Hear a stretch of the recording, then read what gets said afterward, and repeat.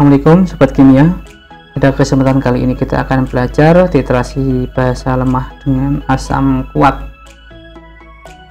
Sebagai contoh, basa lemah yang kita gunakan adalah NH3 yang akan dititrasi, dimasukkan dalam lab Erlenmeyer, titrasi dengan asam kuat HCl yang dimasukkan ke dalam buret. Kurva titrasinya digambarkan sebagai berikut, di mana pH mula-mula berasal dari pH yang tinggi, semakin lama makin rendah, karena mula-mula adalah basa lemah yang ditambah dengan asam kuat, sehingga pH-nya makin lama makin turun. Sedangkan untuk permulaannya pH-nya tidak di titik 14, karena basanya basa lemah, ada pengaruh dari Kb. Sifat basa lemahnya ini membuat pH-nya sedikit turun, ya, tidak di 14.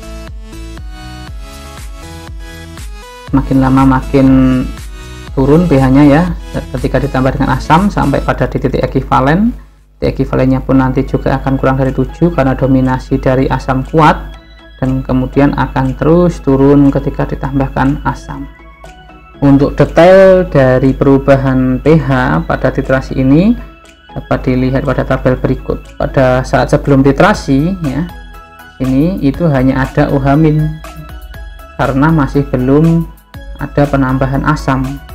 Nah, OH-nya berasal dari basa lemah, maka dirumuskan dengan akar Kb dikalikan dengan molaritas atau alfa dikalikan dengan molaritas.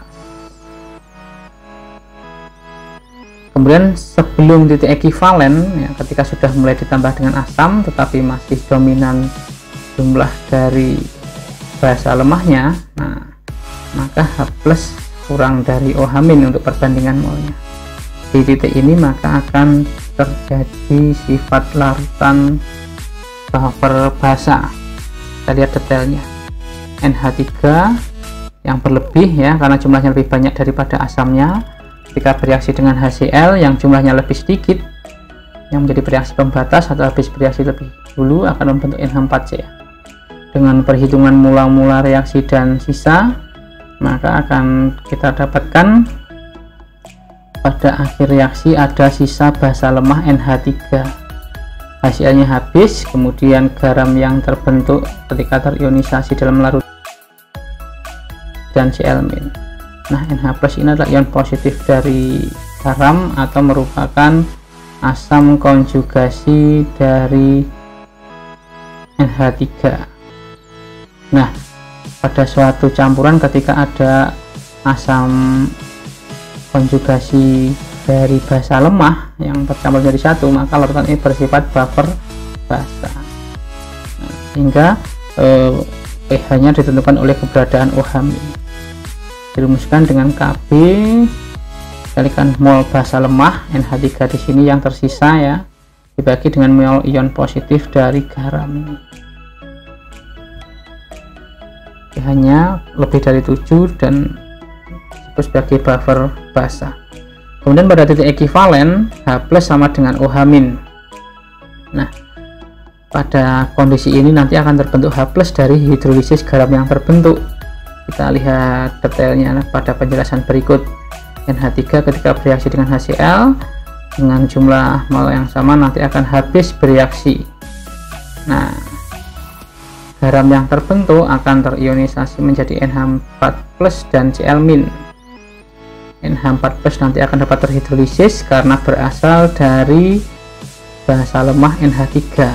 Sedangkan Cl- tidak terhidrolisis, ya, Cl-nya tidak terhidrolisis. Kenapa? Karena berasal dari asam kuat HCl. Asam kuat ini terionisasi sempurna sehingga ada kecenderungan ionnya tetap bertahan pada keadaan ioniknya. Nah, NH4+ kita terhidrolisis atau bereaksi dengan air, maka terbentuk NH3 dan H3O+ dengan prinsip asam basa Bronsted-Lowry. NH4+ di sini adalah ion positif dari garam, ya. Nah, ini nanti di sini akan ada H3O+. H3O+ itu identik dengan H+. Maka larutan ini akan bersifat asam. Maka garamnya bersifat asam karena keberadaan H3O+ atau H+ ini. Maka perhitungannya adalah H+ sama dengan akar Kb dikalikan dengan konsentrasi ion positif dari garam atau asam konjugasi dari NH3. Nah, ion positif garam ini juga sama dengan ion positif dari basa lemah.